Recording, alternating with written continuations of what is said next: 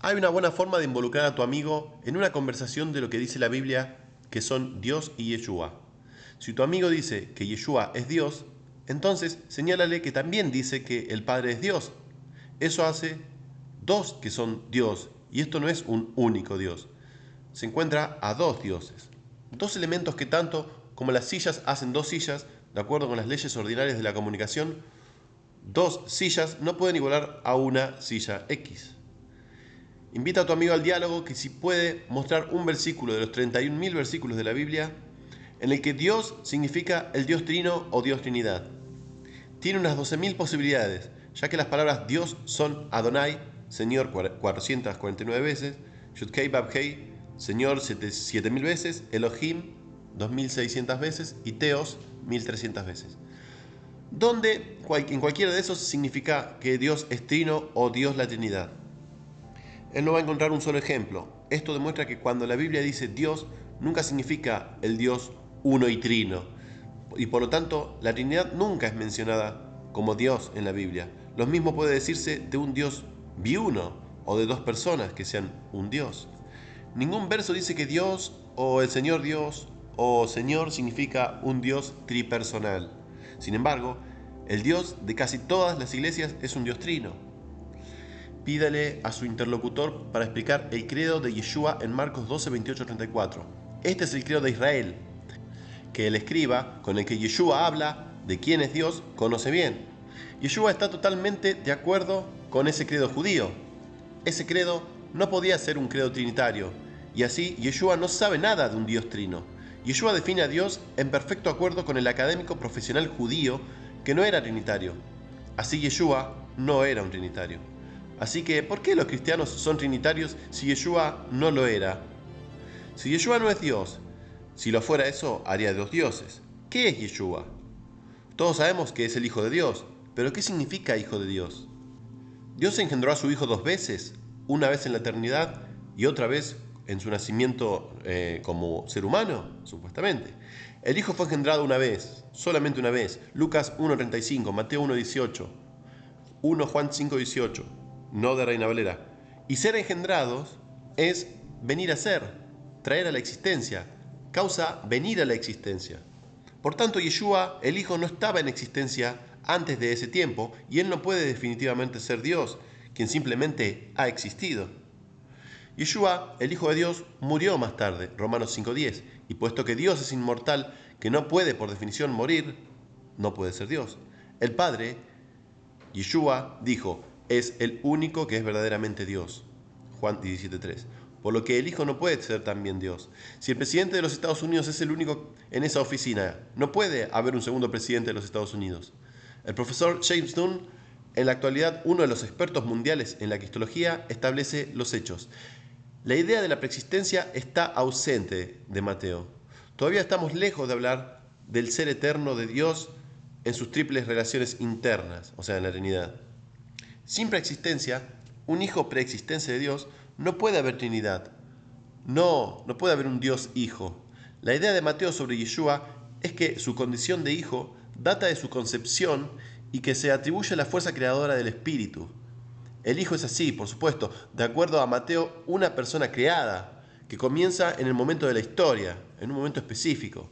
Visión que más tarde fue rotundamente desmentida por los credos oficiales, que por lo tanto oscurecieron la comprensión de Mateo de quién era Yeshua. También es evidente que Lucas afirma la condición de hijo de Yeshua solo desde el nacimiento, en María, y no antes. Lucas nos presenta a un hijo sin preexistencia y por lo tanto tampoco siendo parte de una Trinidad. Lo que Lucas nos enseña que la fe verdadera es que Yeshua, el Hijo de Dios, comenzó como el resultado directo de una concepción virginal por el poder divino sin la participación de ningún hombre. Dunn expande su observación de la enseñanza de Lucas de la siguiente manera. Es suficientemente claro que se trata de un engendramiento, un que se convertía en su punto de vista la venida a la existencia de uno que se llamaría y que, de acuerdo, sería hijo de Dios. No la transición de un ser preexistente para convertirse en el alma de un bebé humano o la metamorfosis de un ser divino a un feto humano. La intención de Lucas es claramente describir el proceso creativo de engendrar. Del mismo modo, en Hechos no hay ninguna señal de cualquier cristología de la preexistencia. Dunn es absolutamente justo aquí, y sus palabras nos deben advertir contra las pretensiones de aquellos que difieren de Mateo y Lucas diciendo que Cristo fue transformado a fondo o metamorfoseado en carne cuando Él vino a esta tierra. Fue metamorfoseado desde un ser espiritual en una existencia carnal. O sea, no puede ser eso. Esto es exactamente lo que Mateo y Lucas no dicen. Por el contrario, en su extensa descripción de quién es Yeshua, dejan claro que su origen como hijo estuvo en el vientre de María. En la declaración más lúcida de todo Lucas dice que es precisamente a causa de la concepción virginal del Hijo a través del poder milagroso del Padre que Yeshua es el Hijo de Dios. Este texto, Lucas 1.35, nos proporciona una perfecta definición del término Hijo de Dios. Yeshua es el Hijo de Dios expresamente porque Dios, por milagro físico y biológico, procreó en María. Esa es la base bíblica de la filiación de Yeshua y la razón por la que es, de hecho, el único Hijo de Dios. Lucas, como dice Dunn, no tiene el más mínimo interés en lo que la Iglesia en tiempos postbíblicos enseñó, es decir, que el Hijo no tuvo comienzo en el tiempo en absoluto. Lucas no reconoce ningún Hijo eterno de los credos posteriores. Lucas no hace alusión a cualquier metamorfosis de un ser preexistente, la metamorfosis de un ser divino en un feto humano. Lucas y Mateo fueron obviamente no trinitarios y no serían bienvenidos en la mayoría de las congregaciones evangélicas u otras. Esto vale la pena considerar seriamente. Mateo y Lucas serían rechazados por la Iglesia como herejes. La mayoría de los lectores de la Biblia no han dado mucha atención a esta increíble noción de preexistencia o una existencia humana anterior. Si preexisten a su propio nacimiento, su nacimiento no es el comienzo de su existencia.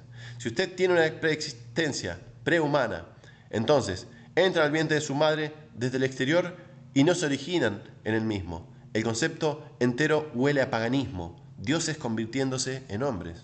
El teólogo alemán Wolfram Pannenberg hace nuestro punto acerca de la ausencia de cualquier existencia prehumana en Mateo y la enseñanza de Lucas acerca de Yeshua. Dice lo siguiente: si bien en Lucas la filiación divina es establecida por la actividad poderosa o todopoderosa del Espíritu Divino sobre María, Mateo aparentemente pensó aún más enfáticamente en el sentido de una procreación sobrenatural, por la singularidad en que se expresó de Yeshua en el modo de su nacimiento. El nacimiento virginal explica la filiación divina literalmente de tal manera que Yeshua fue engendrado de forma creativa por el Espíritu de Dios, Lucas 1.35.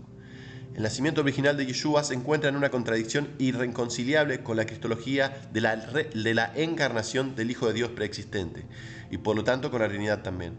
Yeshua primero se convirtió en el Hijo de Dios a través de la concepción de María. La preexistencia es irreconocible con esta, que la filiación divina como tal se estableció primero en el tiempo. La filiación no puede al mismo tiempo consistir en la preexistencia y todavía tener su origen solo en la procreación divina de Yeshua en María. Si uno va a creer en un Hijo de Dios que es anterior a su propio engendramiento, que es un concepto ilógico, uno niega el origen humano de Yeshua. Ninguna persona puede comenzar a existir si ya existe. Mateo y Lucas insisten en que el Hijo fue engendrado en María. Ser engendrado significa ser traído a la existencia. El significado, por supuesto, es que uno no existe.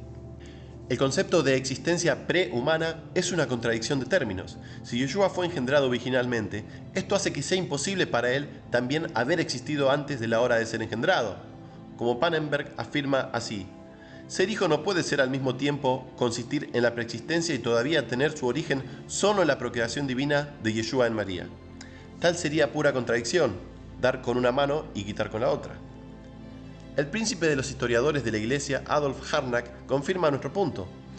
La génesis milagrosa de Yeshua en la Virgen y una preexistencia real de Cristo son, por supuesto, mutuamente excluyentes. Así que decir que el Hijo engendrado en María tuvo una existencia prehumana es un abuso de la lengua al afirmar que el Padre es Dios y el Hijo es Dios. Significa que hay un solo Dios. Invitamos a una cuidadosa atención del lector a los comentarios de un profesor francés de la historia de la religión, Albert Reville, que escribió en 1905 lo siguiente: ningún pensamiento de preexistencia o encarnación fue asociado en la mente de Mateo y Lucas con el dogma de nacimiento virginal. De hecho, es que las dos ideas no pueden reconciliarse. Un ser preexistente que se hace hombre se reduce a sí mismo, si se quiere, al estado de un embrión humano, pero no es concebido por una acción exterior a sí mismo en el útero de una mujer. La concepción e engendramiento es el punto en el que se forma un individuo que no existía antes, por lo menos como un individuo. Los que hablan de la metamorfosis del Hijo de una preexistencia contradicen la Biblia en los pasajes más sensibles en materia de origen y de la identidad del Hijo. Hay una gran diferencia entre un hijo de Dios engendrado milagrosamente en su madre y un ser que viene literalmente de una vida celestial y se transmuta en un ser humano. ¿Es esto un verdadero descendiente de David, como el Mesías tenía que ser? ¿Puede ser descendiente de David, el descendiente ser mayor que él? Es importante que los cristianos sostengan en su pensamiento y confesión a los demás la imagen mental correcta de Yeshua. Nosotros nos hacemos imágenes mentales en estos días, pero nuestra comprensión parece mentalmente ser un tema crucial en el Nuevo Testamento. ¿Quién dices que soy yo? Le pregunta Yeshua a sus estudiantes. ¿Tú eres el eterno Hijo unigénito de Dios, coigual con el Padre, o eres un ser angelical preexistente que ha venido a la tierra? Ninguna de las dos. Difícilmente hubiera sumado puntos en esa prueba cristológica crucial y fundamental para la autenticidad emitida por Yeshua.